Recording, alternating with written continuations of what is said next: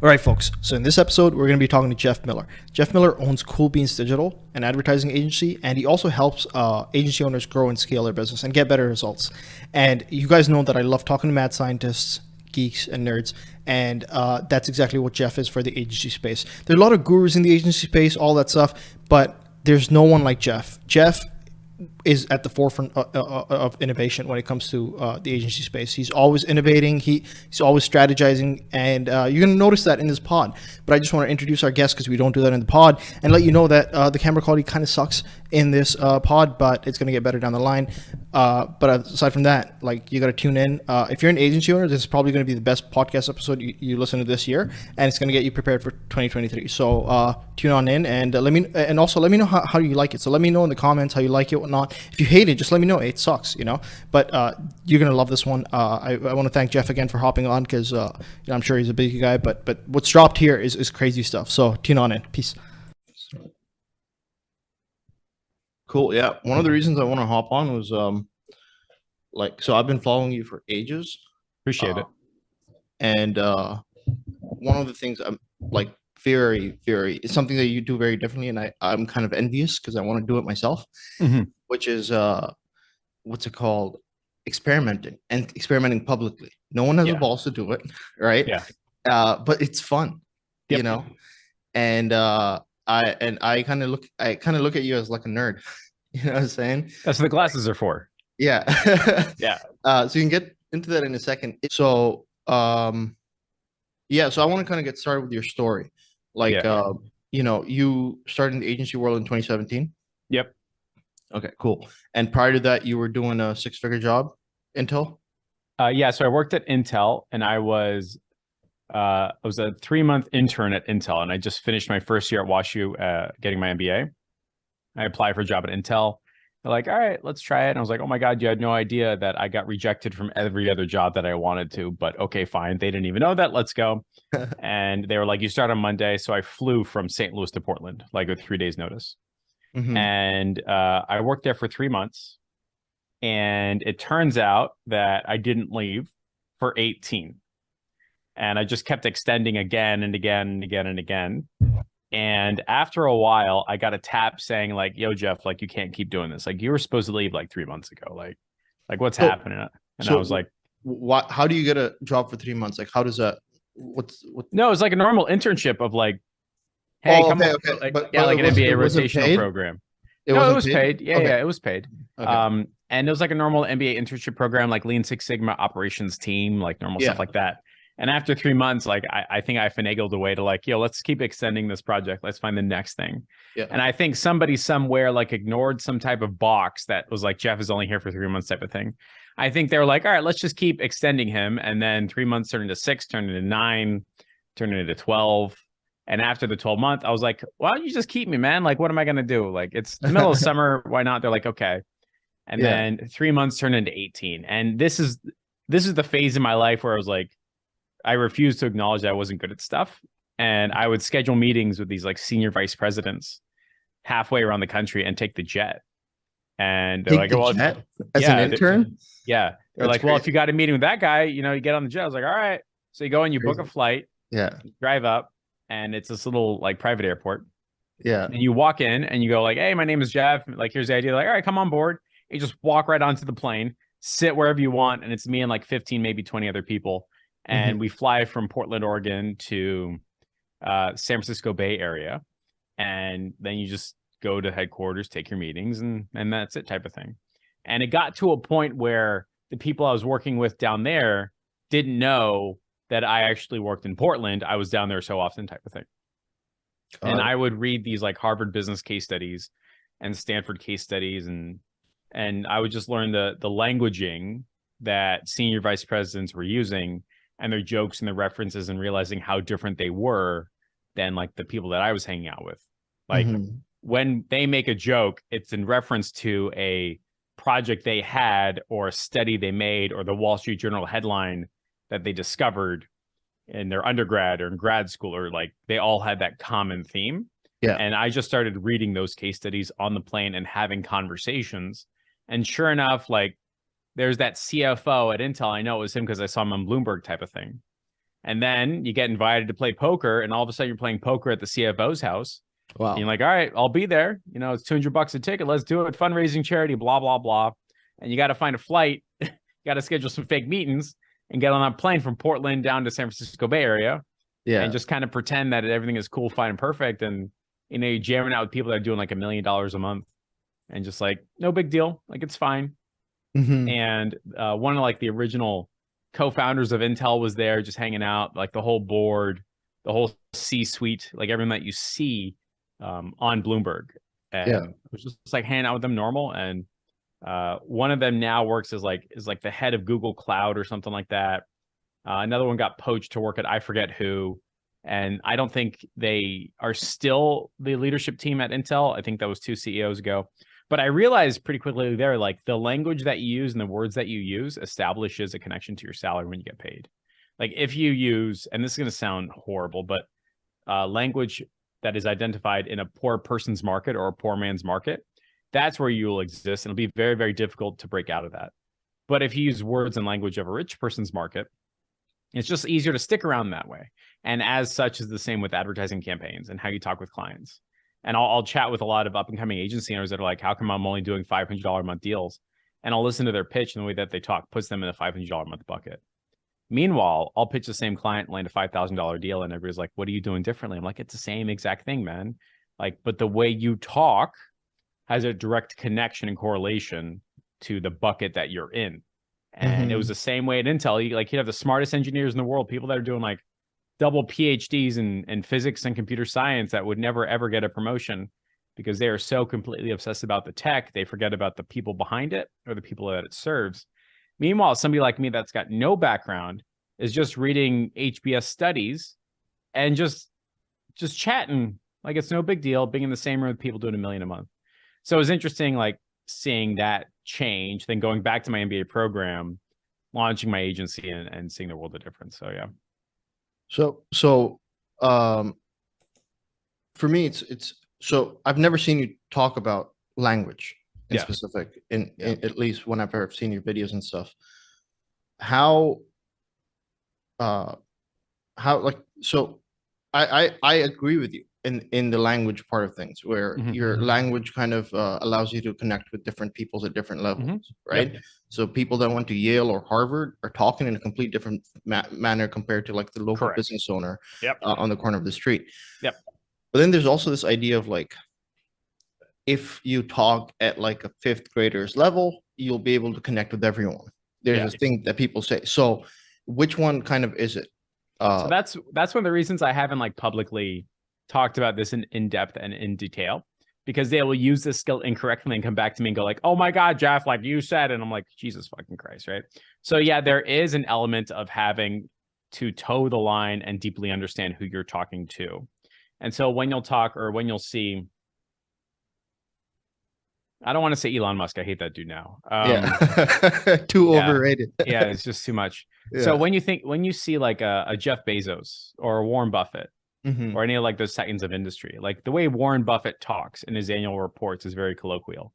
The way he talks in his public presentations is very colloquial. But you and I both, that like behind the curtain, when it's him and his boys, like they ain't talking like your grandfather's like, you know, we're just gonna go, son. He's like, no, man, this is the wrong number. This is the right number. Get your shit done. I'm looking for one person to take over this like technology company, and don't dick me around. Like I'm pretty sure he talks like that. Yeah, and a lot more technical terms and whatnot. Correct. Yeah, like book value and stuff like that. So that's a fair counterpoint. Here's what I've discovered is that when I'm in the room with a client that's doing 15 to 20 I'm trying not to give away the name, medical research randomizations every single week, the language they use matters. And at no point are they ever talking about link clicks, A/B tests, or pixel retargeting. They're not. They are saying, hey, Jeff, help me grow my business. And I go, well, the people that are buying your stuff need to see your face at least 3 or 4 times a week.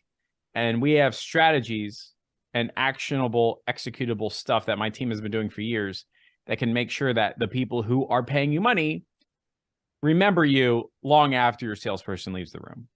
Yeah. So that using that language like salesperson, reminders, and strategies, execution, and more importantly, randomizations, that makes my medical research client go like, oh yeah, man, this guy gets it. Contrast that with an agency that goes in and says, hey man, let me look at my ads manager. Isn't this ads manager so cool?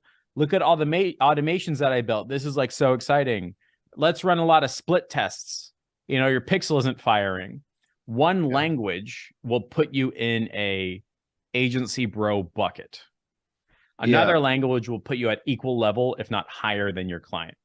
And so having that understanding matters. If you're talking about, hey, Jeff, write an email that's going to sell a $97 product, you and I both know who that appeals to. Yeah. Right. Yeah. If you're saying, hey, Jeff, how come you go in the public group and you're just like a normal everyday blow? Because that's who it appeals to. Right. If I was in a room full of like, again, I'm not trying to share the client, but like if I was in a room with my bike shop clients, I would be talking about the Argon 18, gear differentials, and how they need to be selling packages of services, including the helmet, including the shoes, including the 6 weeks and 8 weeks of nutritional training. So I'm using their language. I think what ends up being misinterpreted is that sixth grade versus third grade versus college versus all that. I think that's the wrong bucket to be in, right?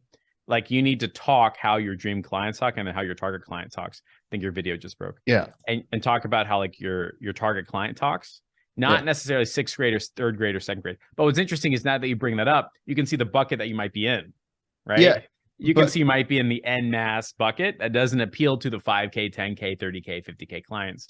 I so agree that's with just that. the start of like the shift in like the line of thinking, the line of talking. So I agree with that. And the thing is, I wanted to, so the podcast we're on, I don't know if I've told you, like it's called the Low Level Business Podcast, where we talk more about strategies and numbers and things that are more low level than, the fluffy motivation, all that stuff. Right. Yeah.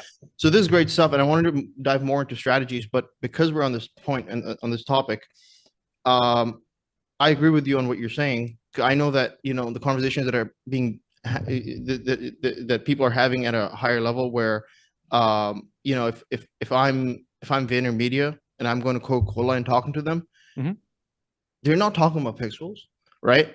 They're not talking about clicks. They might talk about clicks. It's mainly, hey, this is how many eyeballs are going to see your ad. That's it. Yeah. Right. And that's then all you they throw care that in about. with like branding, recognition, Exactly. target client. You talk about memory or memorabilia or refresh rate or like how often they think about your brand. That is a very different languaging than people who are stuck in the ad tech. Yeah. And I'll bet the people who work at VaynerMedia, you can tell by their salaries who's talking up here and who's talking down here. Exactly. Right. So I was getting to this exact point. It's like, hey, the people that are talking about clicks are people in like the marketing departments. Yep. Right. That need to have reports, that need to talk about how many clicks were generated, whatever. But at the higher level, it's not being done. So that's all cool. But if we're talking about, say, local lead generation for a second, and we take the average business owner, right? If we were to talk about the average business owner probably does like $1 million a year. And we're not talking about local professionals. We're talking about just a storefront, right? Dentists. Yeah. They're doing, 500 to $1 million a year. Like when you're dealing with these people, should we be using any specific language at all? Or should it be? I would definitely be in the steadfast bucket of you should not be using your language to describe your problems. Yeah. You should be using their language to describe their problems. And here's a really great example. You and I both know that people go to chiropractors all the time. Yeah. And there are very poor chiropractors. They're very rich chiropractors. All right. Yeah. When I go to my chiropractor and I say, hey, man, like my lower back hurts. I've got this weird numbing sciatica. Like I can't sleep. I got restless leg and all that. And he goes, oh, okay, so there's a problem with your C4 and your C5. Right. And you're like, dude, that's not what I said at all. Like, I clearly did not say C. I'll say it again. I have a problem with my lower back. He's like, no, it's your C4, C5. You're like, dude, you're not even saying the words that I'm doing. Like, you clearly do not understand. I will go somewhere else. When I talk to my mechanic and he starts talking variable valve timings, camshafts, and whatever the fuck gear ratios, I go, no, dude, you're 100% wrong. When I take a left, it squeals and I don't know why. Yeah. And if you want a really good example, go on NPR, and look at the two Car Talk brothers. Yeah. They use the language of their target clients. Right. They are not getting stuck in the technicalities and technobabble of. So when I'm talking to my chiropractor and he mentions C4s and C5s, I know exactly where he is. Like he is so obsessed about his craft that he cannot for life and get out of his own head and focus on his clients and customers. And he will they will often shoot themselves in their own foot because it's one thing to be technical, right? But oftentimes in these industries like chiropractic, or maybe even as a dentist and especially as a mechanic, when you start using that language, the client might feel like, hey, this guy's trying to confuse me, right? Like trying to pull a fast one, bull over my eyes. Yeah. Obviously, he knows I don't know what a carburetor is, right? Like so, right? But my question was more on the topic of, I'm not talking about technobabble. I'm not talking about pixels and all that. I'm talking about a dumbed down pitch. So the pitch that I give to the local business owner is going to be very different to a company that does $50 million a year, right? So the one that I give to the business owner is going to be more along the lines of, hey, want more customers? Hey, you can pay me and I'll get you more customers by getting in front of people. The pitch to the $50 million one would be, I guess, more nuanced on how we're going to get the customers or whatever, because so that is a fantastic point. All right. So earlier today in the grossest office you have ever seen, we had about 8 people on that desk. Yeah. And it was a $50 million a year business. Okay. In revenue. There's about 5 people there. None of the CEOs, none of the CFOs. It was like SVP executive type things. Right. Yeah. So me looking like this. All right. And one of the guys I was pitching with, we sat down all around that table.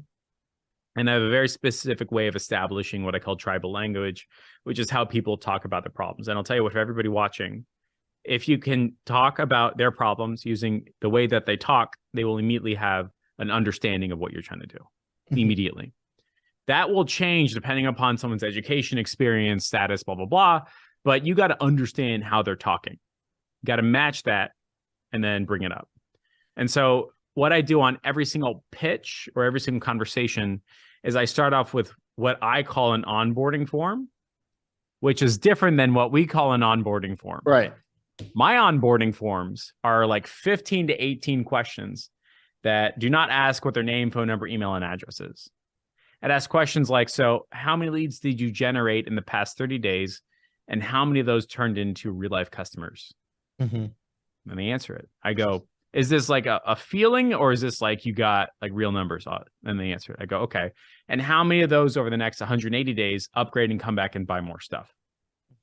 Of the remaining difference, how many of them have been followed up X number of times with automations or manuals? How many people know, like, and trust your deeply rooted soap opera sequence of a story?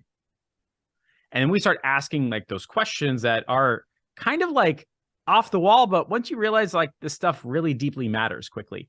And then as they answer, we have their answer written down, and that's how we pull out their language. So the people here that run a $50 million a year business, which is like absolutely fantastic, the language they were using was not clicks, was not ads managers, was not automations or Zapier, was not GHL or CRMs.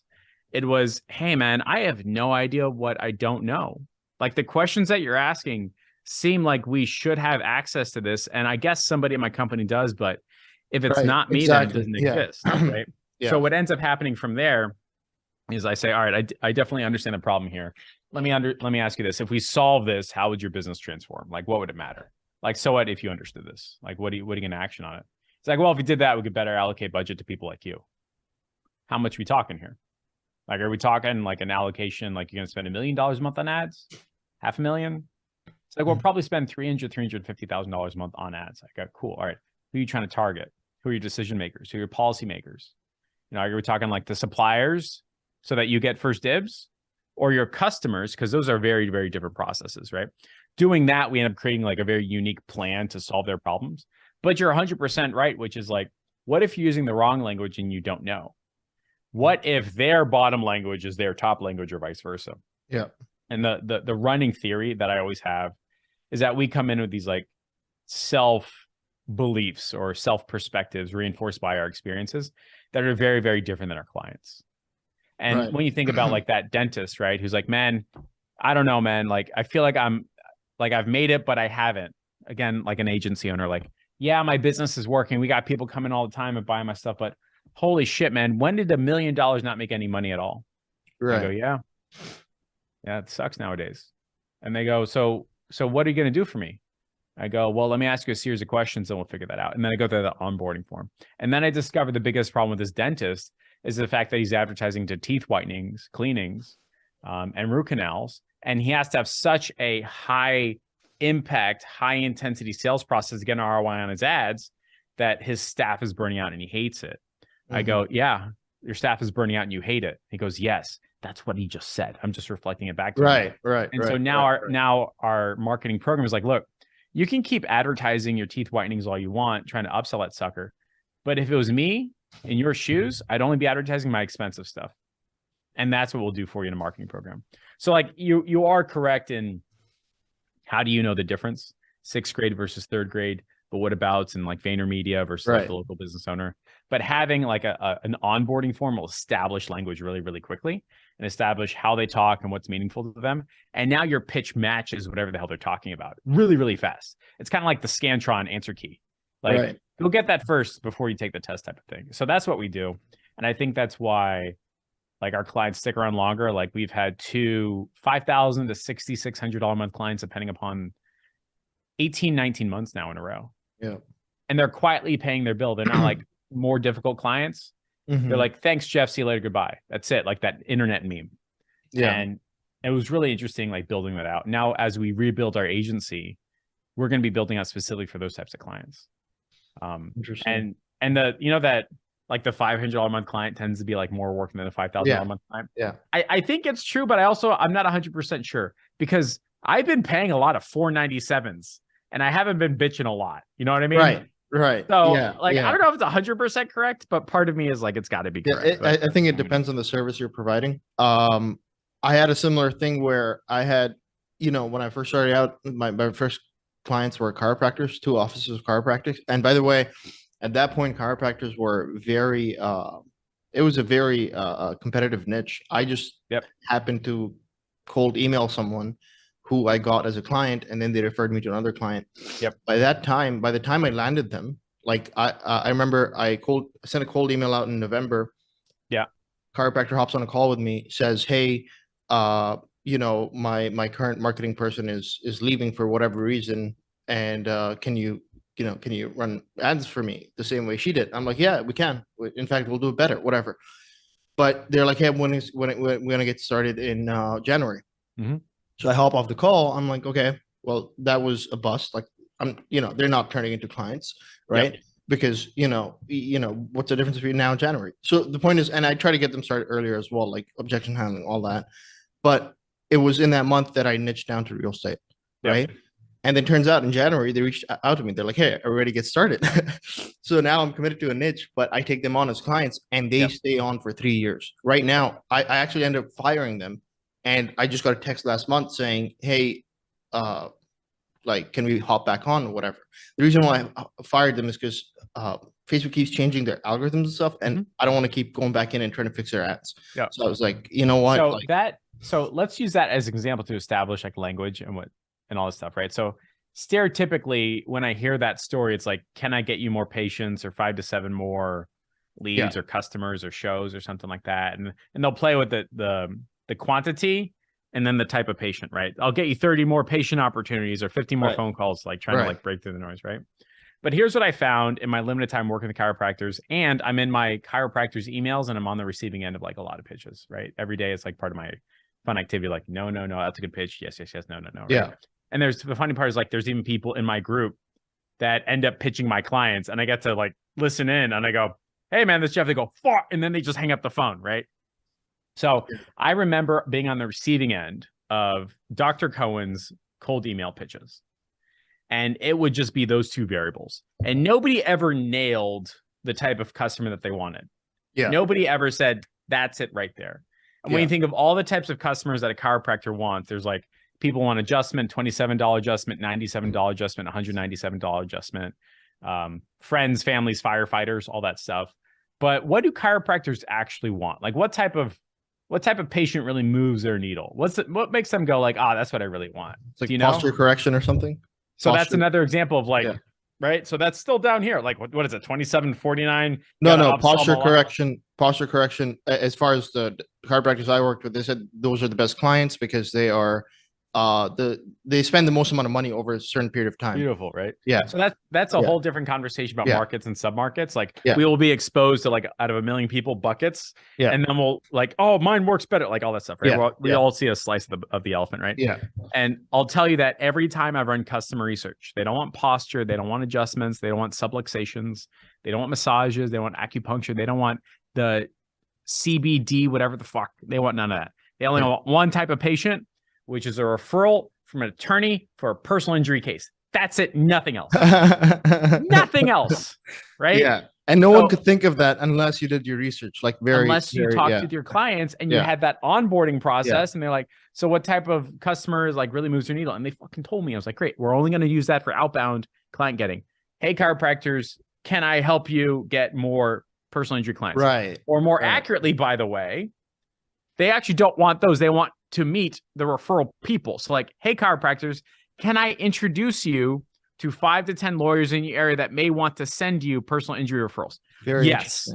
Right. Yes. Okay. Right. So that's the difference between language. So like in the US, if you're doing posture corrections or massage acupuncture, your client is going to go, most of them make is $49. That's like low dollar language. Right? Yeah. But if all of a sudden I'm changing my language to personal injuries, they're running over themselves trying to pay me money. Dentist, another example, teeth whitenings. What am I going to make? $49, argue about 500. Yeah, you want some dental implants? That's $3,000 minimum. Yo, let's get some all on fours. Let's boogie. You want some prepaid? You want some like pre-qualified all on four patients where like we call them and we get them approved by Care Credit? I'm in. So that's an easy way to like just move up quickly. And once you nail that, the product, all of a sudden your marketing works. Yeah. It's absolutely insane. Like when we changed that, we got flooded. Like we're going to start winding down our Done For You agency. But at its peak, I think like 4 months ago, we had 50 dentists. It was 15-minute sales calls. Yeah. They were laughing the whole time. They're like, God, this is so easy. I'm like, yeah, just pay your invoice and we'll get started tomorrow. Results in 30 minutes. Right. And they're like, holy shit, how's that fast? I was like, because I'm not going to request access to any of your stuff. I'm not going to be training your staff. All you're going to do is you're going to get phone calls of people that are like, hey, I saw your stuff. I want to buy it. I want to come in the next 3 or 4 days. And my team is going to scrub them beforehand. Yeah. And so it was like, once you learn that language, all of a sudden, like I mentioned before, like it's a different bucket really, really quickly. So that was like a tangent, but there you go. Yeah. Okay. So let's try to move on. I want to talk about okay. You said something and I want to touch on that. So we're going to touch on that in a second, but I want to talk about the ad strategies and where all these platforms are going. Yeah. And also how being an agency that does a specific ad strategy can ultimately just leave you being a one-trick pony. We can talk about that in a second. Yeah. But you said you're winding down your Done For You agency. Yep. I've done that completely. I don't have any Done For You agency clients. We have clients what they would be on Done With You and coaching clients, 8-week coaching or whatever. Yep. I have found the reason why I quit the Done For You is because I just looked at the long term and I was like, this is not scalable. Scalable in a way where I'm not talking about scalable in terms of money. I'm talking about just as like when I was running my Done For You agency at scale, I looked at it as if I was no different than a dentist or a chiropractor. Yep. Where like I am no different than this like local business or even like an agent. It's like at some point you're either gonna move into dealing with these 50 million whatever agencies that have that care about more impressions or whatever, but the lead gen part will either keep you at a certain level or you're going to quit it or move up to something, but sticking to it is just going to keep you at a certain level. You're not going to surpass a thing. And so I was like, why would I go through that headache because there's a lot of headache in there. So even if I was to build a local lead gen agency to exit, for example, the entire time I'd have a lot of headache. I could do a lot of different things, build a SaaS agency, build run an agency for impressions, branding, video marketing, so many different things that are more productized and not dependent on on getting money, basically, because what we're selling is, hey, I'll make you more money, right? Yep. When I go to Coca-Cola, I'm not saying I'll get you more money. I'm just saying, hey, I'll get you this many impressions. It's 50,000 impressions or $50,000, whatever it is. That's it. That's a conversation, right? So what are your thoughts on that? As a done for you local lead gen agency, like, who's it good for? And should everyone be doing it?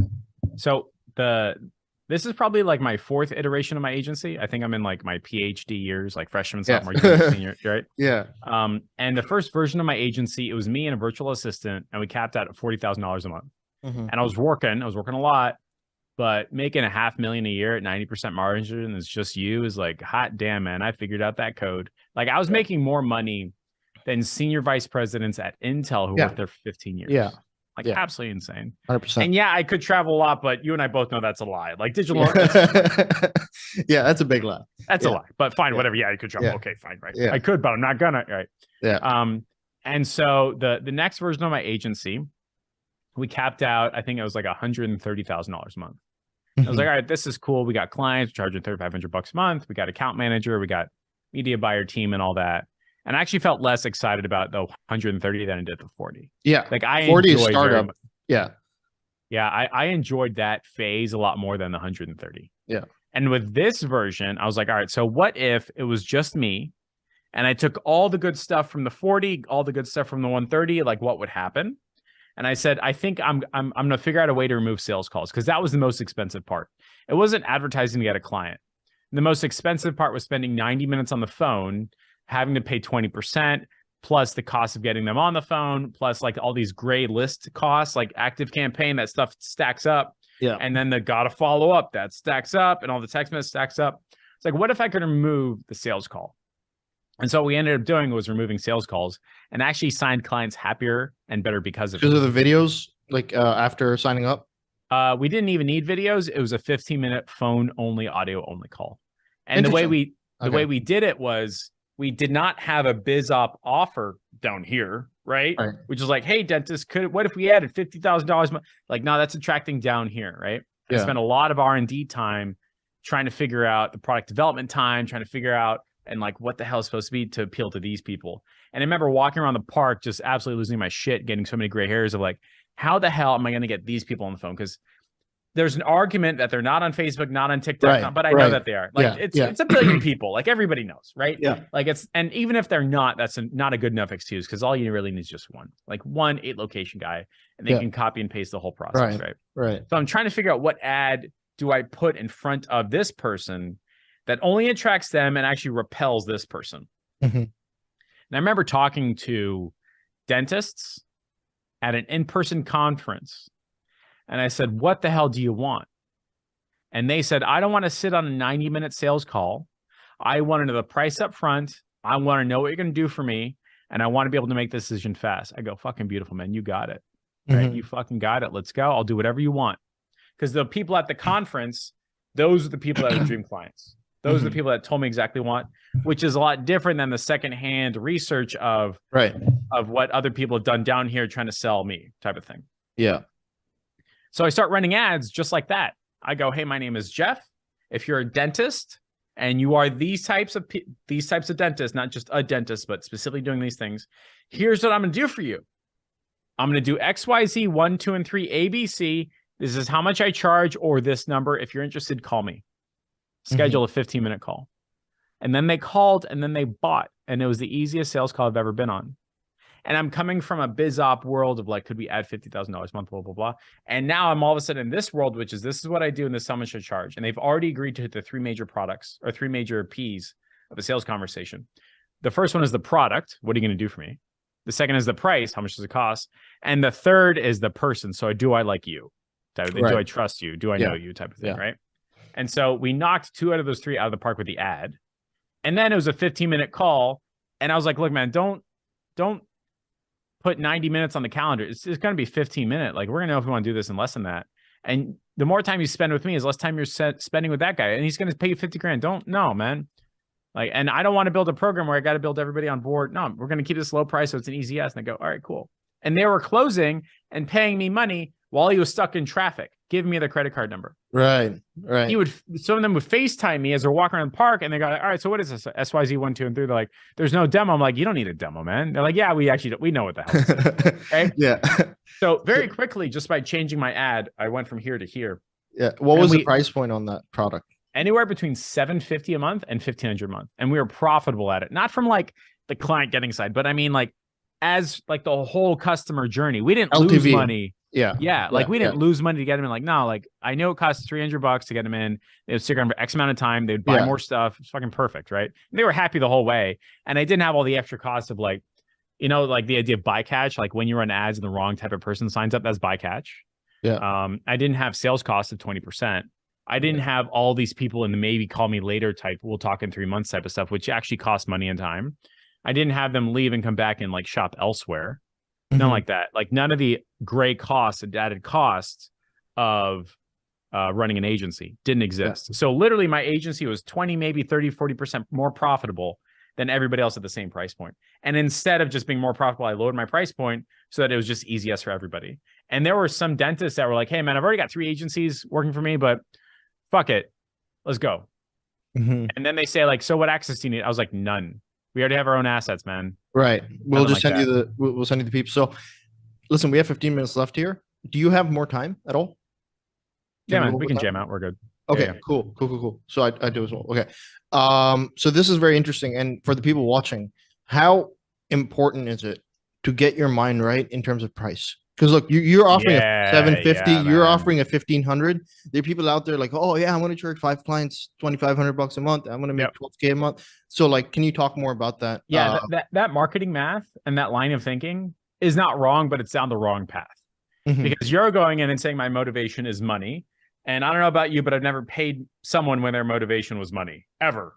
Right? Yeah, and it's not just that. It's the money was made up in your mind. So you go into the marketplace, not caring about what they want or what the market desires to pay you. You're like, hey, I'm going to try to find a market that'll pay me 2,500. It's like, you know how hard that is? Yeah. So the practicality and the everydayness of that sentence is very, very low. And everybody starts that way because they do that future pacing, like if I could just make X amount, then I would get a Lamborghini, and then I would have validation from my parents and women, and we'd be fine. Oh my God. And then what happens, by the way, is you hit the number and you realize you've been lied to the whole time, but that's a whole other conversation, right? Yeah.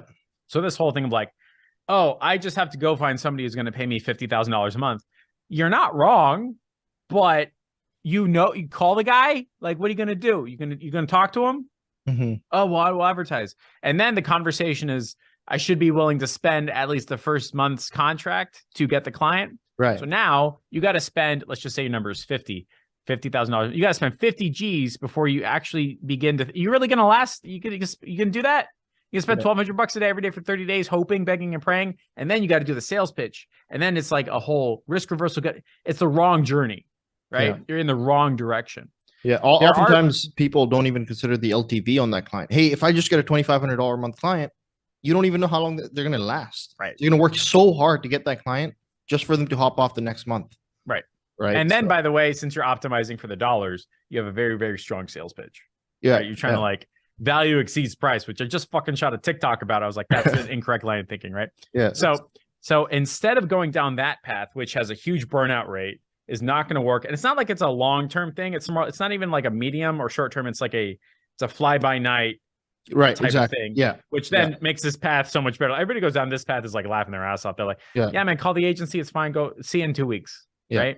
Like, so instead of going down this path, you should go down this path, which is like, who can I talk to today and have an honest conversation about? And at the end of it, say like, can I offer to solve your problems in exchange for money? Like, that's how you should be thinking. Can I offer to solve your problems in exchange for money? Then, by the way, all of a sudden they're like, yeah, man, let's talk. What can you do for me? And you can say, I'm learning these 5 skill sets. 1, 2, 3, 4, 5. Which one of these do you think is going to be the biggest needle mover for your business? Yeah. Like, oh, that's one. Okay, cool. I'm going to go do a lot of research over the next 48 hours. I'm going to come back to you on Friday and I'm present you a plan, but it's not going to be my plan. It's going to be a plan that worked for another business based upon my research. I'm going to show you it. I'm going to tell you how much I think I should charge. You're going to fight me on the price and we're going to see if you want to do some business. Is that okay? They say, sure. And now you've got time to figure out a plan using one of those 5 skill sets to move that guy's needle. And he's already agreed to like a dollar-driven conversation. Now it's your business to lose type of thing. And I think the big skill sets on the correct path, one of them is online advertising. So knowing how to put an ad on the internet. The second is operations. Right. So that means how to organize stuff. The third is sales. So how to get somebody to buy your stuff. And then there's an argument about like copywriting, which I still put in the online advertising bucket, and media buying is still in the advertising bucket. And depending upon your client's understanding, you can split those up if you want. But now very quickly, you're having honest conversations with people that are neck choking distance. And it feels a lot more realistic versus over here, which is like, I just got to find a market to pay me, 5 clients at $10,000 a month. Over here, I'm like, actually, I'm already talking to like 5 people and it's going to be breadth and depth of experience. And we agreed on a plan. They're going to pay me money and they know that I'm new and it's totally fine. So we can see what happens. As I rebuild my agency and stop doing done for you and do a brand new niche and do done with you, I'm going on this path.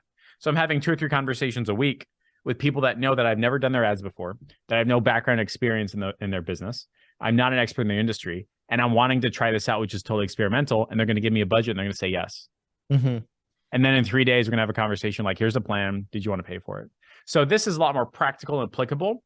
And the interesting part is the devil on your shoulder is going to say, but I live in an area called Shit Island, which is I have no opportunity. Everything is bad and nothing is good, which, by the way, is how most people live their lives. And that pushed them into wanderlust and to explore and go elsewhere. Like, that 18 to 25 phase of like, I hate everything. I need to go. I just need to travel. It's called wanderlust. It's totally fine. Everybody's supposed to deal with it. Yeah. The problem is that it makes your brain look at this and say there's no opportunity here, even when there is. So there's definitely some like mind play that you have to deal with. It's really hard to fight. I, by the way, left Miami for 5 years. Mm-hmm. Thinking that would never work, and all of a sudden I come back and I'm like, everything has changed. This world of opportunity, nothing fucking changed. It was always there. You just had to like fix your head or whatever. But you go down this path right here, and you're gonna talk to hundreds of people very, very quickly, and you're gonna say like, what's your biggest challenge? Like, I don't want to do X, and maybe it turns out you're talking to some people like in Miami. There's a lot of import export, and like, man, this is actually happening right now to my wife. All my Brazilian nut exports are stuck in 4 different warehouses, and all this COVID and rules and regulations is causing a lot of problems. Plus, there's some like international supply chain over here. We can't get the containers. So everything is costing a lot of money. And this company is probably spending $1 million a week on all this stuff. And we can't get our stuff out because nobody knows the right politician to talk to. And it's super corrupt and we don't know who to pay. Right. So could you figure that out, Jeff? I'm going to go, no fucking way. No, it's not going to happen. Okay. I'm not going to, no. Okay. So maybe that'll come up, which will be a cool story. But also chances are you're going to talk to some plumbers like, man, I don't know. I'm just trying to grow my business. I got 2 trucks. I got an employee. Can you give me more phone calls? I was like, yeah, man. Look, Google says it's going to cost like 50 to 70 bucks a phone call. I don't know if it's going to work, but you want to pay me to set this up and you just push play? Okay. Right. Okay. So I want to move on to the strategy point of things, but I just want to touch on one thing you said initially earlier on the price point thing, which I just for the audience and also just a generic thing, which is you said, hey, I pay $500 a month or $500 a month for things, and I'm not annoying or whatever, right? Yeah. Well, this idea of like, hey, $500 a month client is more annoying than a $50 a month. It's not true. Like you can have a $750 a month client and scale, and they're not going to talk to you for years. Correct. I had that with my chiropractors. They were paying me $1,000, whatever, and they would never talk to me ever. Yep. Except for when the algorithm messes up. They're like, hey, what's going on? No leads coming. But that's like with your management company of your building, or that's the plumber. Like you only call them when you're angry. It's like AT&T. Like I'm going to pay you, and out of 12 months of service, I'll be angry for 2 days. Fine. Right. Everybody gets angry at Netflix when AWS goes down. Okay, fine. Right. But nobody's calling Netflix saying, what did you do for me yesterday? Yeah. Exactly. So that's completely false. Now, on the thing of just on pricing, if you were to scale, because like there's this idea of scaling in the agency world, right? So hey, we're gonna get a sales team, or we're gonna get whatever, and run these ads, and we're gonna book these calls, and we're gonna book, and it becomes very, I guess, systemized. By the way, I see most of the people that are doing this, their product sucks. Their service actually sucks. Yes, and so that's the problem. They have to cycle through so many clients. But what do you call when you're running these ads and you're getting these people? Say I have like 100 clients in my agency at $750 a month. Yep. Is it like to me, that seems like I still need to provide a lot of customer service. Now, the thing is, I've never grown something at 750 to 100 clients. By the way, a lot of people don't know this. There's making money, and then there's volume of customers, right? So making $1 million from one client is actually not that hard, or it's not as ballsy as making it from 100 customers, because there's a lot, there's just a lot of things going on there. So what is your opinion on is it the product that sucks where you need a lot of customer service, or is it just the fact that you have so much volume? It is 100% because the product sucks. Like every time I mentioned, like AT&T, your management company, Netflix, the time that they complain is when something broke. The product sucks. It's not working the way I think. What will happen in the stereotypical agency journey is they'll make a huge sales pitch, a huge promise. They'll get that Moby Dick moment of like, holy fuck, I got it, right? Holy shit, it worked. I'm validated. I got my reps in. I'm king of the world.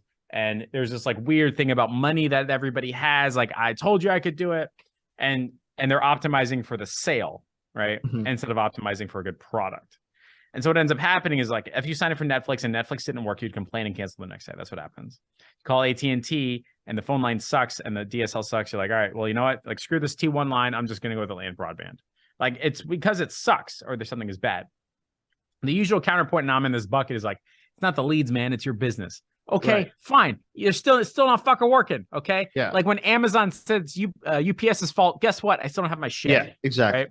Exactly. So what I had to do was like forward integrate, which is another conversation, but it's entirely because the product sucks. And when we did an in-person in here like 2.5 months ago now, the recurring theme of people between 10 and 20 and 30K and why they can't just consistently grow, not rocket ship, but like stair step their way up. Yeah. Because their product kept breaking, which means, by the way, you got to fix either that Facebook versus Google conversation, that TikTok versus Snapchat conversation. And we can get into that in a second. But I want to interrupt you here because say you have a good product, which by the way, I don't know if you saw my real estate stuff. We were getting amazing results. We still do.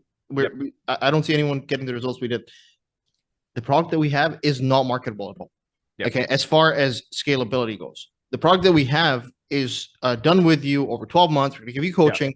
It's nothing compared to, hey, let me send you qualified leads or whatever it is, right? So what do you do in that situation? Hey, I have a great product. It's not marketable. So I have a marketable product. This is like a very fun Silicon Valley, Harvard Business School type conversation, which is like, yo, man, I got this fucking book. It is perfect, right? This is like the best thing in the world. This is the widget.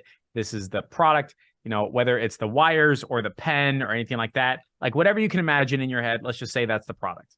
And what you do is you go to the people and you say, hey, I've got this product. Are you right? Are you the right person to buy this at this price point? Let's just say it's the right price point. So I got this product. I'm going to go to you, the person, buy this stuff. Try my Monster wires. You ever heard of that company, Monster Wires? Like $150 wires. Okay. It's fucking weird. They don't do anything different. Just fucking wires. Right? Were they large or jumbo wires? I don't, they're just fucking expensive. Like it's insane, right? Like they're just expensive. Or you'll go to this desk bike over here, that little sucker, right? And they'll build it. And then they will go to people saying, do you want to buy this stuff? Right. So that's one way, which is product first, people second. There's another way, which is people first, product second, which is in my bucket, like people first, product second. So to answer your question, which is like, but what if I got a product that is a bad person fit? Well, think about like that, like a million people in a big circle, like a Venn diagram type of thing, right? You have good players, you have bad players, you have weird problems, you have specific problems, you got a whole thing. And when you think of the done for you business, right? The done for you, I'll do this for you, exchange for money, that appeals to actually only and exclusively the top 1% to top 5% of businesses. Think of like not a Venn diagram, sorry, a distribution curve, right? Like done for you services, which is this person wants to buy, you have to close them, and the product is good, only appeals to businesses that have multiple locations, that have a great product, great price point. They're already like fucking good. Okay. That's it. They're already good. It's like a personal trainer. Like I know every personal trainer has transformation stories, but you and I both know if the person is really, really devoted and really, really fit and their nutrition works, they don't need a personal trainer. They got all that other shit figured out. They're already a top 1% person, right? The done with you appeals to the middle 80%, which is like, I know I'm good, but I'm missing a couple stuff. I've got my brain trash worked out. I can follow instructions and directions, all that. And then the bottom 1%, the bottom 10%, that appeals to a do-it-yourself or a course. Right. That's how you should be thinking about it. So when I talk with agencies that come to my quarterly events, one of the deep conversations is a product market fit. Like you got a product and I got to fit the market, or vice versa. But in the example, like you got a product and you're trying to talk to a person, sometimes it's changing the person that you're talking to. You got your done for you, which is the top 1%, or let's just say the top 10%. You got your done with you is middle 80%, and then do it yourself / course is the bottom 10%. You and I both know that real estate agents that are good fit for a course should not be buying your done with you. Is that right? Yeah, sure. Yeah. Right. Yeah. And then the done with you people should not be buying your done for you, right? Maybe you'll upsell them, but nah. Is that correct? Yeah. So that's what I mean. But right, which is like you will have a product. Yeah. And sometimes it's changing the person that you're selling it to, and all of a sudden everybody fucking loves your stuff. But like, I'll say this. So okay, on that topic, right? Say the top 10, which is the done for you. Yeah. Like see, that's the case, which again, I'm saying that's the case because I've never looked at the market that way, which is done for you is top 10%, whatnot. Yeah.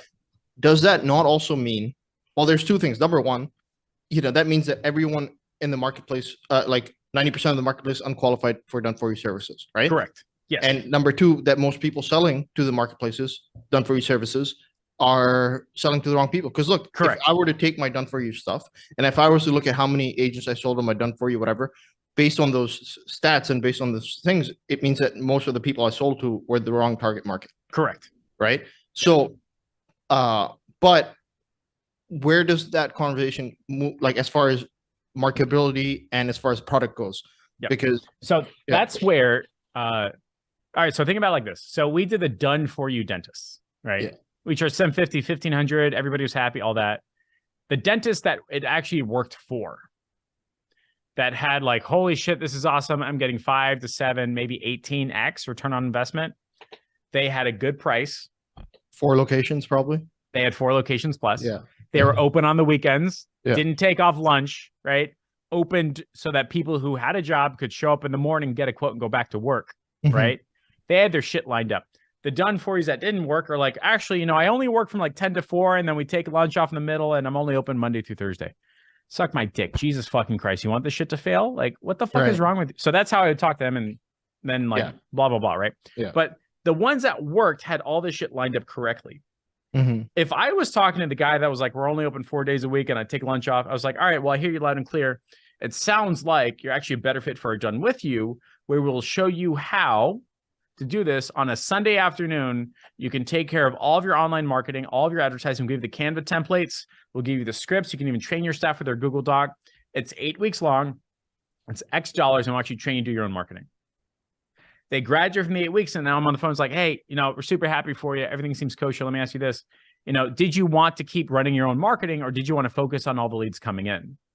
Now that we've got your business on the right track and you're open on the weekends and your staff is incentivized with a sales structure, you could probably think of done for you. Yeah. Then we talk about done for you, right? Because you don't even have time for done with you at that point, or like, things would break if you were to stick to done with you. Correct. My thing is just that, done, like if you're pitching someone done for you and they're not a good fit, so you're like, hey, you know what, instead, like, what was a good fit is done with you. I'm saying what I've realized is done with you is not as attractive as done for you.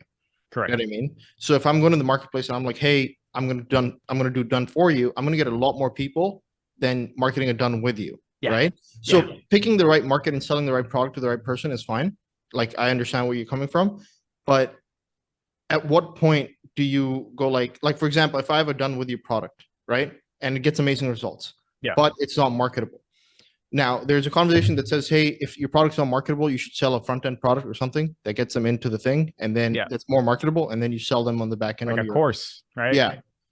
Yeah, but is there a thing of like, hey, listen, if you cannot find a good like if you have a good product and you can't find a good market, like, or it's not attractable, it's not marketable in the marketplace, or you have a product that's marketable but it's not good, maybe you should just change the conversation, like move to a different product that's better fit. Like, so that's where a lot of like Paul Graham Y Combinator stuff matters. And the answer is usually more in like computer science, computer engineering, Silicon Valley type stuff than it is with the agency world. Yeah. And so what'll happen is you'll have some like genius computer science that is like, man, I just solved world hunger with 3 lines of code. I'm amazing. And then they'll try to get clients. The clients are like, I hate this shit. This is bad. Everything sucks. And they're like, well, I'm a computer science engineer and this is the best thing in the world, kind of like how artists are, right?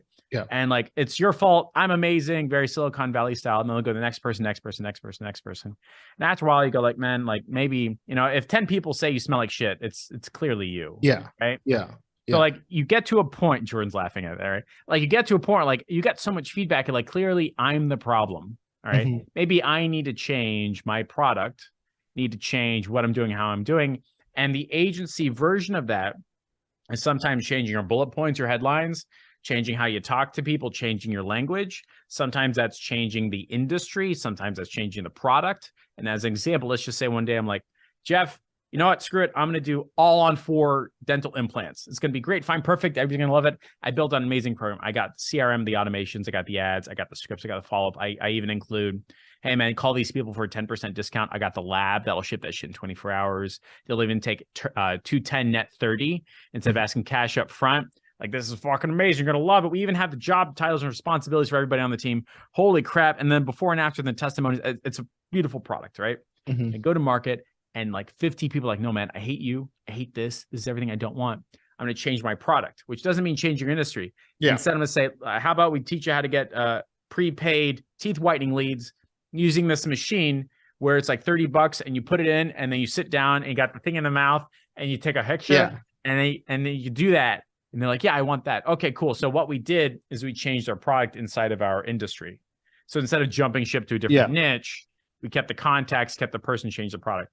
So that is very much like a very grown up CEO level conversation. Is very painful to talk about. Yeah. Like if you're saying, hey man, I know how to sell, I know how to run ads, and you live your life saying I'm right and everybody else is wrong, you'll have a very small circle very, very quickly. And you'll sit in your bucket and going, well, it's the internet, man. I'm addicted to it. And all of a sudden you got no money very, very fast. No, You have to yeah. Go ahead. you have to have this like adult level critical thinking, communication, problem solving aspect and apply it to yourself. You're going to say, let's just say I did customer research. I talked to 50 dentists and all 50 of them told me that they don't want that. Mhm. Do I keep going or do I not? Do I want to be the engineer that built perfect code or the artist that made the perfect painting and is struggling for validation?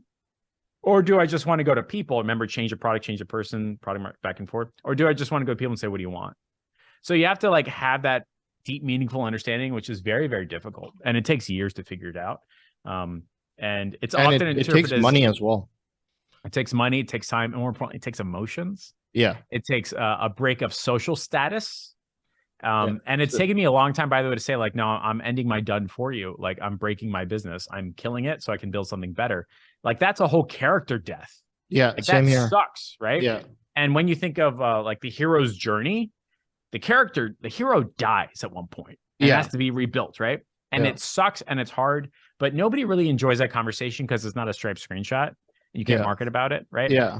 And so you have a whole generation of people that are like, I will achieve financial time and validation Right. freedom Yeah. using online advertising, Yeah. using copy and paste ads. It's a very good headline. But what they mistake is the deep, meaningful understanding of me, myself, knowing is it the product? Is it the person? Is it the price point? And toying around and playing with that. And there are huge $1 million a week consulting companies that are paid handsomely to figure this shit out. Like Kinsey, half the time they Yeah. only do that, 100%. Yeah. right? Yeah. So there's not a good answer. You just have to have an understanding. Yeah. Of it. Yeah. People like Deloitte has a gazillion MBAs trying to figure just Right. this thing out. And you know, the stuff you're talking about is very accurate. Like I went through this myself. I've noticed that people that were doing 100K, 200K months in the agency space have gone through themselves and like they're making 20K a month now. Yeah. What's his name? Sam Ovens is doing Yep. 20 million a year. Now does 800. What does he do? 8 million a year? Yeah. Yeah. 800,000. Yeah. So like I've seen a lot of people like, but it takes a lot of work to kind of address that yourself. And obviously when you're first starting your agency space, you're doing this because of a lot of, I guess, trauma or self-esteem issues or whatever it is. If you're in it for the wrong reasons. When I first came into the space, I came into the space after I already had a successful company that I grew through Facebook ads. The problem was I hated everything other than the Facebook ads, right? Yeah. So the company I didn't really enjoy because it was a lot of work. So I'm like, hey, you know what? I'm going to stop doing this. I'm going to go sell Facebook ads because this is what I enjoy. And then you realize, oh shit, there's actually other stuff other than Facebook ads Yep. that you're selling.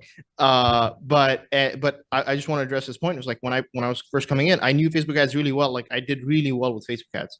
So for local businesses. So when I came in, I'm like, hey, listen, I ain't giving no free trials. Yep. I'm charging $2,500 a month. Like I know my worth.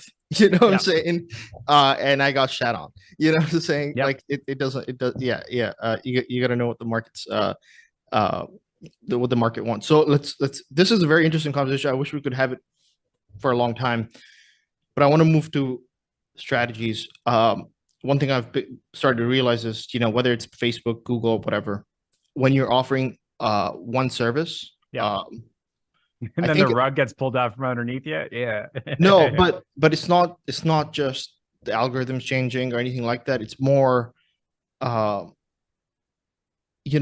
most of these businesses don't have a marketing strategy. It's like, hey, you Correct. come in as an agency and you're like, hey, we're gonna run your ads. Okay, great. So you're gonna make me money as a direct response thing. Mhm. But you realize there is, like, you can send direct mailers, you know, you can maybe get in front of them as far as branding goes. Maybe that's the radio, maybe that's something else, but there is so many, like, you were one trick pony when you were offering Facebook ads or Google ads. And the idea is you're just offering direct response and you're not really building a business. You're making them depend on you, which is great for your business, right? But it's not great for their business. And I see that with agency owners themselves. Yep. Like, where is your branding? Where is it? Because like Alex Mosey talks about this, like the best, like the best type of clients are word of mouth. But the way you get to word of mouth is if you build it out. It's like, hey, I'm going to run my Facebook ads. I'm going to do this, to the point where I have word of mouth. I have enough clients coming to me every single day. I don't even have to care about marketing. I have to turn people away.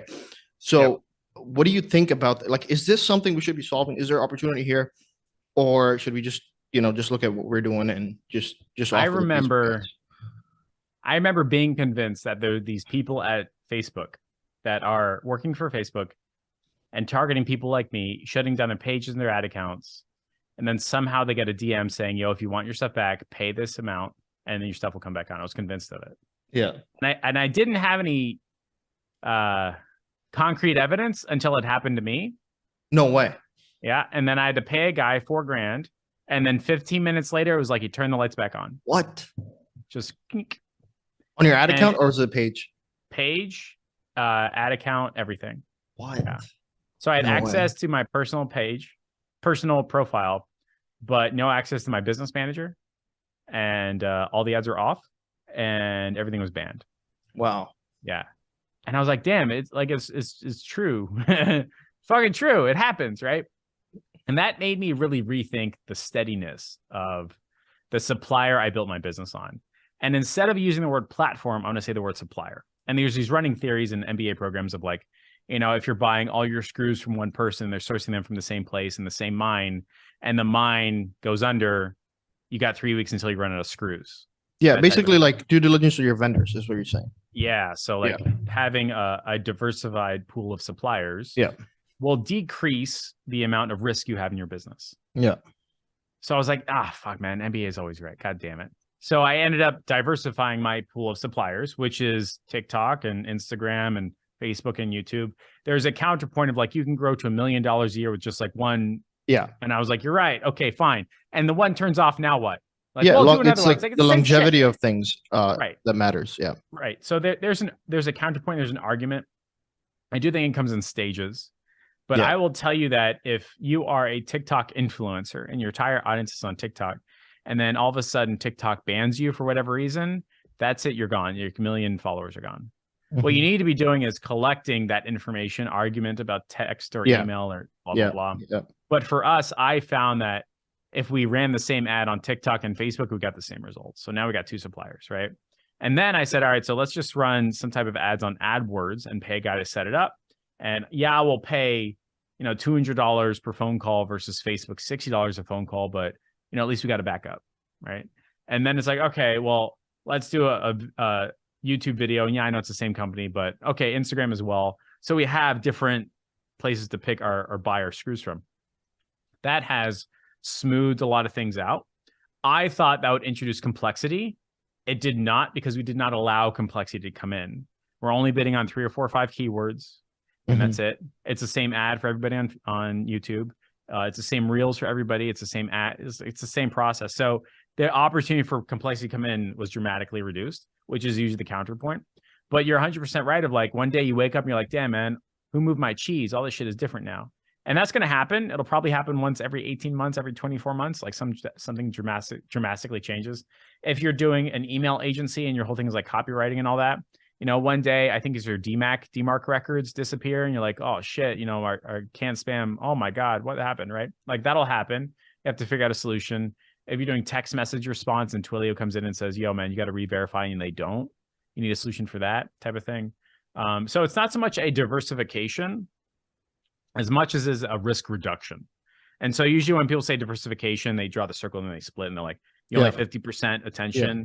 The philosophy really should be a reduction of risk. And that has enabled me to have much more confidence. And the cool part is I can go to Mark and go like, hey, dentist, have you always wanted to see if your market responds to IG Reels? Join up and pay $297 and do it for yourself. Right. Actually, Mr. Johnson, it sounds like, you know, you're interested and took the course, but you don't have the time. We have a done for you option. Oh, actually, you want your staff to learn how to do it? Our team will train your staff. Now you got all three, right? But you're on point of like the reduction of risk is required. I think when your business is over like $80,000 to $100,000 a month, then you need to have like real meaningful conversations about having more than one source of traffic. Until then, switching is not that hard. It just takes 3 or 4 days of intense like focus. And then you can rebuild everything, whether it's Facebook versus TikTok or TikTok versus YouTube or Reels or whatever. I mean, I know some people that are doing Twitter now. I know some people that ran Facebook ad agency and one day they're like, I'm just going to do, you know, YouTube shorts and clips and that's it. Right. So that type of stuff, it's very doable. Yeah. Yeah. Yeah, but like as far as the stuff you're talking about, like because we kind of got mixed up in like these platforms, but you know it's kind of meta in the sense that we kind of offer it, but we also use it ourselves. Yeah. So this entire time when you're talking about, were you talking about you know us using it ourselves or us offering it? Both. Yeah. Okay. Yeah. Okay. If you are trying to get clients from the internet, you and I both know it's 3 or 4 or 5 clicks as long as your product, your person, and your price is on point. Yeah. It's the same thing you do as a service to your clients. And when you say, I only do Facebook ads or I only do Instagram Reels or I only do YouTube Shorts, there's a level of confidence that comes from saying no to a lot of stuff. But after a while, similar to what I mentioned before, you have to like have that clarity of thought and communication critical thinking of like, all right, I'm doing $1 million a year. What do I do now? Like, do I keep doing this or do I spend the next business cycle or business winter knowing there's going to be a down month, which is totally fine, and saying, let me take a step back and build out alternative sources of screws in my business. The businesses that do that once a year, it takes like 2-3 weeks sometimes. Yeah. They become immutable. Like they cannot be destroyed at all. Right. The businesses that are like, no, man, I'm going to grow, push as far as I can. They snap back all the way down to their systems. And all of a sudden they're like, I don't know what happened. Like I was doing $1 million a month and now we're doing $1,200. You're like, well, that's what fucking happened because YouTube didn't like how you talked. And that was the end of the conversation. So yeah, there's always that counterpoint of like, but Jeff, what about focus? You can focus up to 50, maybe 100,000 a month. And after that, you need to talk about risk reduction. Yeah. Usually like, you know, you start feeling the cap, right? Yep. So it's like, until you don't feel it, like, you know, you don't have to kind of worry about it. That brings me to product lines. Do you think agency owners should have product lines? Because by the way, not initially to hit $1 million, like $1 million, usually just one service, one marketing, whatever. But I'm talking about longevity. You think agency owners should have product lines to, because I learned this from Alex Becker, and we can talk about Hyros in a second because he exited, but he talks about like an ecosystem, and he says, listen, like you need to have a line of products that are more marketable than your core product to get people into your ecosystem. And then you can sell them on your core product, whatever it is, but people need to get into your ecosystem. Yeah. And the more I observed it, the more I realized like a lot of companies do this, but you just don't realize it. Like they have these product lines, which are not their core product. Like, you know, even exactly. But you're not going to sell headphones and then sell them a phone. No, but they have these product lines, but they're not like when I look at people like Grant Cardone, who's been talking about, hey, you should have a massive product line. He's been saying that for years. I have these hand, wristbands or whatever. It never like kind of connected with that. Yep. because I never thought of business in the long term. You know what I mean? I thought of business in the short term. Hey, I want to get my business to 80K a month or whatever it is. But I never thought of, hey, I need that 80K to last me till whenever, right? And I think product lines come into that. Yeah. How many product lines do you think I have? Are you talking about just in the like agency space, or are you talking about like selling? It's all the same dude. It's all Jeff, right? Right. Okay. Yeah. Okay. I want to come into that. So I'm thinking, you have at least 20 products, at least, if not more. I'm gonna. Oh wait, are you gonna count your master classes as one product each? Yeah. Okay. Cool. Then way more. Right. Yeah. Okay. So what I ended up doing is I counted how many 97s or 249s or those like little classes, right? Yeah. I have 70 of them. Each wait, you have 70 master classes? Yeah, man. That's not possible. You know why? You know why that's not possible? Yeah. Because when I started out, right, I think it was like I was like a year in or whatever, I discovered your master classes. And I was like, this is the greatest thing ever. Okay. So I started buying your master classes, right? And there were not 70. I could not buy 70 master classes. If I could, I would have bought them all. So we introduced, let me bring up off products. I think are you trying to share something? No. I can't share this, right? Okay, cool. I'm looking. So 1, 2, 3, 4, 5, 6, 7, 8, 9, 10, 11, 12, 13, 14, 15. It goes all the way down, man. Like it's a lot of scrolls. And this is just one of the stuff. And there have been products that I only released to like my coaching program. Right. Yeah. Or like higher level. So like if you broke them all out into those 90-minute, 2-hour with a price tag, independent lessons type of thing that you could advertise, it's 70. It's huge. And I know this because I brought on a very expensive copywriter, ads guy, funnel guys, like, how many do you have? I'm like, let's fucking count. We kept going all the way down. It's nuts. It's huge, right? Mm-hmm. So my mistake, by the way, is I had all that stuff in a vault and I never advertised them independently. Yeah. Like I have 3 books. Yeah. I got one of your tiny booklets in my mail. Yeah. One of these little suckers, right? Something like this. Yeah. So there's 3 of those, right? I have maybe like 15 Google Doc only with the price tag type stuff. Yeah. And so my mistake is never actually advertising them independently. So I will have these conversations like, there's no fucking way, man. Like I would have bought them. Like, I know I'm very bad at marketing. Yeah. Right? So on this topic, I really want to touch on one thing, which is when I asked you, hey, are you talking about just the agency stuff or, marketing? And you said it's all Jeff, right? And this is what I want to talk about, which is a lot of people don't understand this. I didn't understand it until a while ago. It's like, hey, your business is not, there's no theme to it ultimately. Get what I mean? Like, when Coke started, it was in drinks only. Now, like let's talk about Pepsi because I don't know about the product. Yeah, Pepsi's got Frito-Lay and they do chips and they do blank and they do blank. There's no like you could even completely dispose of your core product, which is like Amex. When it started, they had like travelers checks or something. Yep. They don't do travelers checks anymore. Your business is just a business. Yep. Get what I mean? It's just a growing ecosystem in the world of other growing ecosystems. Yep. Get what I mean? And it could sell whatever as long as the ecosystem has a people in it. And I guess you could put a brand on it, right? Which is, hey, this is Head and Shoulders and this is what it does, or Unilever, or whatever you're gonna call it. Yeah. Or this is Jeff and this is all his products. Like, there's no, hey, this is Jeff and he does agency or stuff. So this is a very interesting conversation. Here's the learning for like everybody listening. Yeah. Go to Stripe right now. Open up stripe.com and hover over products. Or they offer banking. Right. They offer freaking banking, white label banking. Think of like all the products you thought Stripe had. Yeah. Which is one. Yeah. Processing. Yeah. They've got like 20 different ones.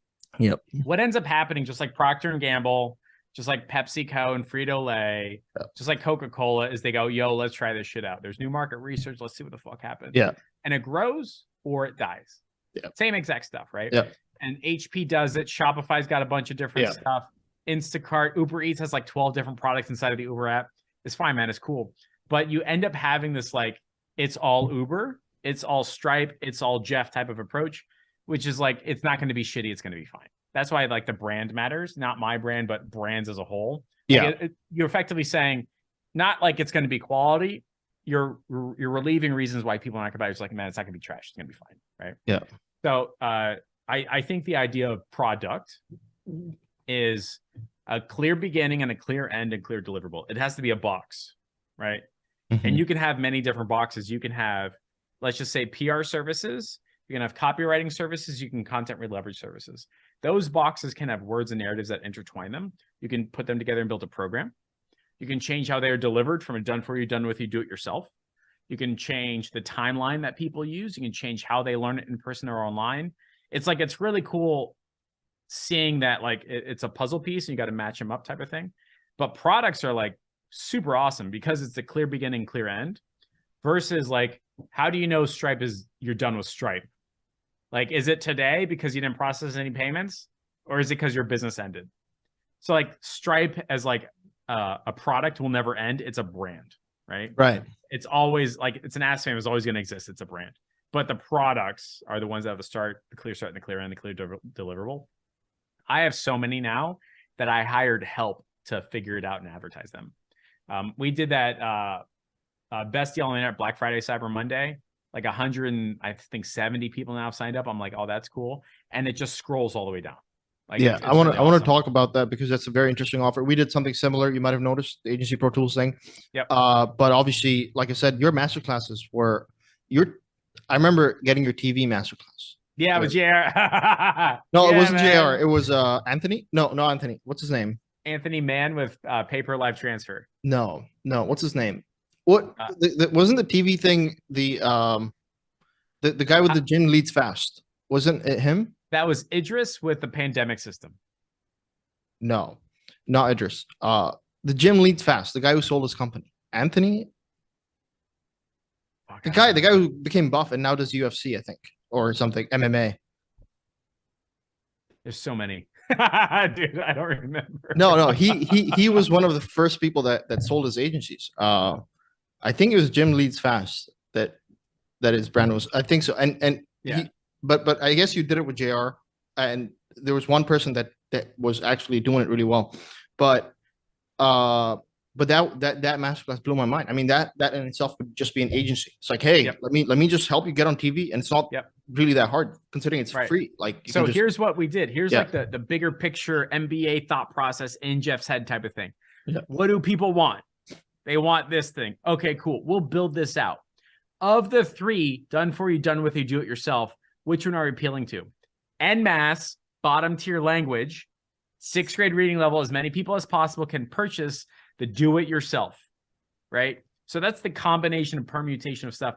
We could have just easily, and probably to our dismay, and had a lot less feedback Yeah. like that of like, hey, we can get your client on TV. right. The done for you includes in-person flights and only appeals to the top 1%.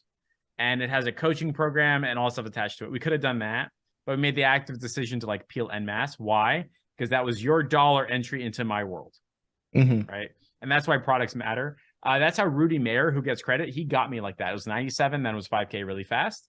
And then Was it like a call on the back end for the 5K or? Yeah, pretty much. He was like, Okay. hey, you bought this stuff. Like, let's talk. I think it's a good fit for you. I know you hate coaching programs. I think you want to do it done an in-person. I was like, all right, let's do it. And so it was like 2.5 days. And I went to his Yeah. office. There's like 15 people. So that Yeah. was the combination permutation, which was like do it yourself digital product.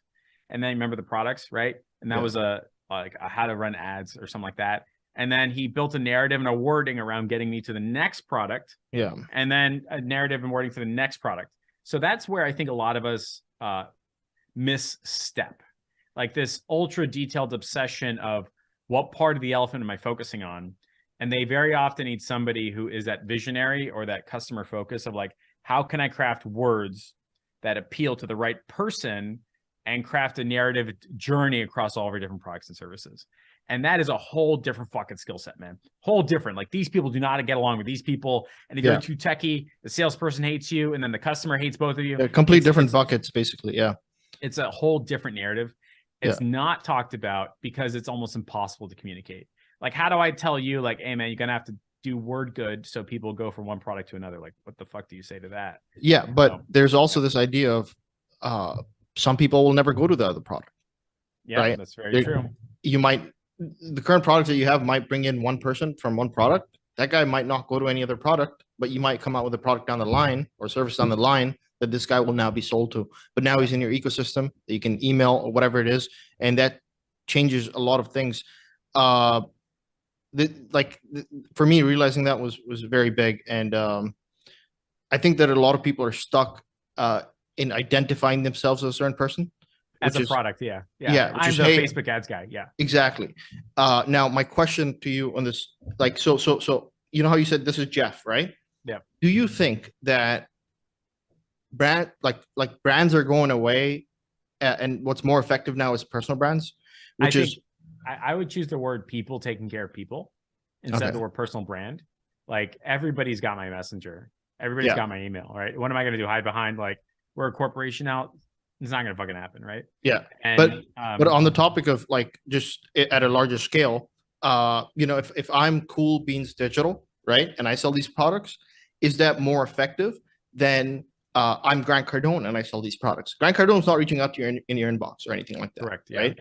So I think so. That's a good question that I'm not skilled to answer because I haven't gone through that part of the journey yet. Like okay. I haven't ever had consistent $750,000 days. You know what I mean? Right. I haven't built a sales team of like 150 people with an email list of 5 million. So I'll bet my self-limiting beliefs are like, hey, you need to be a person and you just use different tools. So you can use piece of paper, you can have one-on-one conversations, you can use a bullhorn, you can use the internet, you can go and yell down the street. You have different ways of communicating that message. And I don't have experience on building like a personal brand or anything like that. There's an argument that I'm a liar of like, Jeff, you built a personal brand. I'm like, no, man, I just built Jeff. Okay. It's just more of yeah, me. it's just me. Yeah. Right. It's not like a brand around me. And when people meet me, they're like, you're the same on the internet. I'm like, yeah, what did you expect? They're like, but I thought your brand. I was like, what the fuck? I've got a butt on my logo. What brand? Right? Yeah. So yeah. That's yeah, this conversation is very interesting. It's great to talk to people that are kind of at that level. If I was to talk to other agency owners, you know, Morgan's one of my partners. When I talk to him about these things, he doesn't understand a lot of it. Get what I mean? Which is, you know, this idea. So so this stuff is great. Now, before I get into your products and what you offer, on like for example, you mentioned your dental agency, 70-50 bucks per month or whatever. I'm assuming that's paper lead or paper a specific guaranteed result. There's no guarantee.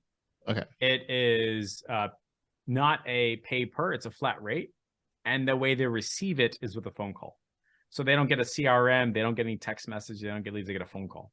So is it but is it a number of calls they get for 750? No, we don't even go into that. Oh, like they'll often say, like, so what do you guarantee? I was like, well, I guarantee that at 10, 7 are total trash, 3 are good enough for us to live transfer to you. And usually one of those ends up coming in and you got to pitch them. They go, okay, that makes sense. That, by the way, is how these people talk. Down here, they're saying, you know, do you guarantee me 30 shows? Because if they come in, I'm going to close them. And it's like, oh my God, like I know a bucket you're in very, very quickly. But the pitch is maybe 10 to 15 minutes. And we were closing 750s and 1500s super fast. Yeah. So the reason I was asking that is because what do you call like that makes sense. I've seen that similar thing work with a guarantee, but it's not a guarantee. It's more like a productized service. Hey, it's 350 bucks for a person to walk into your clinic, and it's a minimum of 2 people that you can order. Right. Yeah. So you pay for that, and whether it takes me a month or 2 months, whatever it is, I get you that amount. Do you worry about competition? Yeah, all the time. But the word competition often isn't interpreted correctly. What you are competing with is not if somebody goes with someone else. What you're competing with is if someone does not do anything at all. And the biggest competition is somebody saying, you know what, I'm not even going to do it. That's what everyone loses more money to than I'm going to go with somebody else. That's usually what happens. If you think about like Equinox, there are more fat people in the United States than there are people at the gym ever. Equinox loses business not because they went somewhere else, but because they decided to not take action.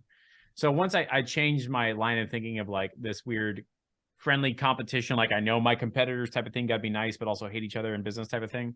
Once I realized like the biggest reason why I don't get a business is because that guy said, this is too fucking confusing for me, man. Like I'm not going to go with anybody. I'm going to go back to what I'm doing.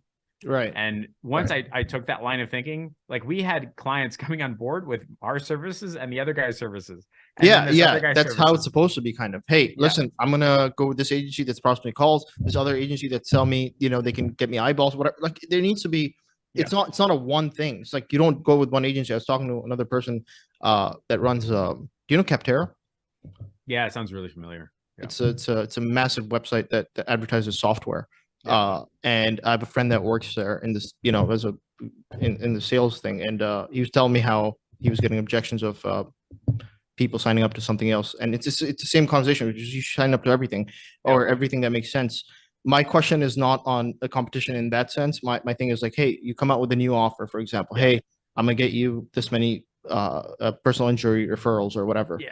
Do you ever? We're gonna have fun with this. This is gonna be the last big lesson. And then I got to boogie off in like 15 minutes. Yeah. Okay, so but go on, and then I'm gonna absolutely destroy this. This is gonna be great. All right, go on. Yeah. So you know, you're running ads, and other people are seeing your ads or whatever it is. It's when I didn't used to have a problem with this. I recently started having it in the SaaS world that I'm in, where I'm worried about, because SaaS is all about product. How soon you can come out with features or whatever. If you have a feature before everyone else, you get a lot of business that comes in.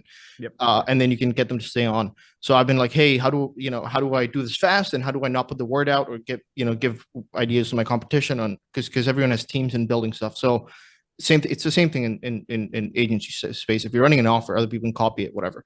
So what, do you ever worry about that? Whereas how do I send most traffic to my thing before someone else starts copying it and then convert? Yeah. So when this is a hypothetical scenario, so like give me some rope, all right? So like when you're in the plastic surgeon's office, are you really sitting there going, are they really going to fix my nose? Or are you sitting there going, I've spent the last 15 years hating my face so much, I am so happy to talk to somebody who can fix my problem? Second, I'd say. The second one, right? Yeah. And it ends up, you end up realizing that the pain of somebody is usually a lot more than the pleasure of their solution. And when we focus on the pain, it's such a huge driver of like, what hurts more, losing $1,000 or making $1,000? It's always this one. This one hurts more than this one feels good. The pain of loss is greater than the good of the gain. And so when I started focusing my conversations on how long have you had this painful problem versus I can get you a solution, they're fucking signing up left and right. Right. Like, so you're talking about the offer didn't matter at all, like because the conversation was around the pain. Around the pain. Yeah, man. Like I've had these like people sitting in my office right there, and they're like, thank God somebody wrote out, I've had this problem forever. I cannot hire for the life of me. This is absolutely horrible. Like, how long have you not been able to hire? Years, Jeff. How much money have you lost because you cannot hire people? Oh my God, it was this and this and that. I was like, holy shit, this sounds like $1 million problem. You can't hire people. Holy fuck, you want me to fix that for you? It didn't cost you $1 million.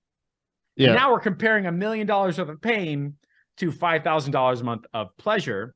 Yeah. Versus, I promise you'll get 3 qualified candidates. And you're like, it doesn't move my needle. But for them to even have the conversation that came in through an offer, like unless you have a personal brand and you're someone that solves things, it's a different story. But if you're running a direct response ad that says, hey, I'm going to give you this many personal injury stuff, they're opting in. If everyone starts running the same thing and they keep seeing the same thing on I know, man, it's so funny. All right, look. Yeah. All right, so this is the learning for I think everybody watching this. And this will help you transition from the bucket that you're in to what I think the bucket you should be in. Realizing that like running direct response ads that have offers and all that does work, but works better is deeply understanding, communicating someone's pain. Deeply understanding, communicating someone's pain. On my TikToks, on my short forms, on my copy, all that, I talk about the pain people have been experiencing. I get that. They go, oh man, I fucking get it. I have had that problem forever. Yeah. I cannot figure this out, etc. I'll give you another example of me experiencing pain. If I saw an ad saying, hey, we'll fix your pixel for $49, I don't give a shit. But if I saw a video of a guy saying, man, fucking pixels suck ass, I was like, yeah, they do. I have spent my entire fucking existence trying to figure out why my ads manager never really lines up with all the pixel stuff that should be happening in the first place. And I've lost hundreds of thousands of dollars, not just of real money, but money that I could have made because of it. And you know what? I spent all this time trying to figure this fucking thing out, and I did. And when I figured it out, all of a sudden I got XYZ benefit, and you can too for only $197 a month, and that's Hyros. Yeah. So like in the pain bucket, when you transition from like offer, which is incredibly copy pasta, into pain, which is deep, meaningful understanding, you're no longer the chiropractor talking C6s and C7s. Instead, you're talking sciatica pain, right? Yeah. And again, it's very difficult. But once you get there, you get there. You're 100% right in that, which is if you understand your customers' problems, you can run through offers and people can copy, but at the end, you'd always be on the forefront of knowing problems. Yes. Right. So any ads that you put out, you would know what you're talking about. Other people can only copy you. And when they're copying you, they don't even sound like they know what they're talking about. Right. So here's an So- example in practicality. Yeah. Like the dentist problem ladder. Oh, that's good. Yeah. Dentist problem ladder. Yeah. Got to get people in the office, right? Yeah. So I can pitch them. All right, cool. Yeah, man, we get it. And then the next problem is conversion. And the next problem is fulfillment. And the next problem is margin. Then the next problem is hiring. And then the next problem is having good work-life balance. Yeah. Right? So your TikToks, your short forms, your copywriting, your all that need to appeal to those problems all the way through. And then on your sales calls, say, actually, Mr. Johnson, the funniest part about all this is like, by the third month of my Done With You program, the dentist problem is no longer getting people in the office. The dentist problem is now selling them, which is why we now have the Dentist Selling Academy. And you can never lose a client, Yeah. ever. You're always solving the next problem. It's like 5 to 6 year journey, completely laid out. Colleges do the same shit. Yeah. Like first year, second year, third year, fourth year grad school, it's the same problem. So like once you go down that path and start understanding not the value ladder, but the problem ladder, you start solving problems. And the cool part is that like people assign money to their problems, and it's so varying across the board. It's hilarious. Like when you think of money management problems for the working everyday mom and pop, they're like, I don't have a money management problem, man. I got a money problem. But then you talk to billionaires, they're like, I got a fucking money management problem really fucking fast. Yeah. And now you have like an offer really, really quickly. Yeah. So, all right, this is my 245. I got to pick up. All Okay. right. So Don't you still have like 2 minutes? Because I want to just talk about two things. Just 2 minutes. Okay. One, thoughts on Hyros exiting. Yeah. What are your thoughts? I wish, man, like that's the fucking dream. Well done for him, dude. Been following him since he built that shit from the Same, beginning. Holy same. crap. It was kind of like I just felt so happy for him. It's like, I've seen his journey, and so it's crazy, especially for 110. Started like what, 3 years ago? Yeah, man. Freaking crazy. Nuts. Last thing, what is your product that can help our audience out? I'm assuming agencies or owners are going to watch this one. So you have your Black Friday offer that I'm thinking you're still running. Yeah. So if you're an agency saying, how do I go from zero to client for $49 a month? Maybe it's $97 a month now, because like we do tiered pricing based upon people in the program. I will show you how to do it, complete with ads, sales scripts, follow-ups, all that fun stuff. It's easier than you think once you know. It's like IKEA instructions. Like once you have the instructions, it's frustrating, but you can do it. Same exact thing. Beyond that, if you're looking to go from 1 client to 10, we got a program. From 10 to 100, we got another program, in person and online. But the whole part is that you need to be around the right people. And you can start that journey if you go on Facebook and you look for Facebook ads, agency scaling secrets. I'm the only group with a bot on it. It's a darn good time. We got lunch and learns, where you can Q&A, ask questions. The tribe is pretty cool. And for me, getting in the right room is what mattered. And I think the Facebook group is the first step. Yeah, that's a very valuable group. Helped me out a lot. So we'll put a link to the group wherever this gets posted. And anything else at all? That's it, my man. Go make some money. Awesome. This was a great interview. It's very valuable. So I'm going to stop here.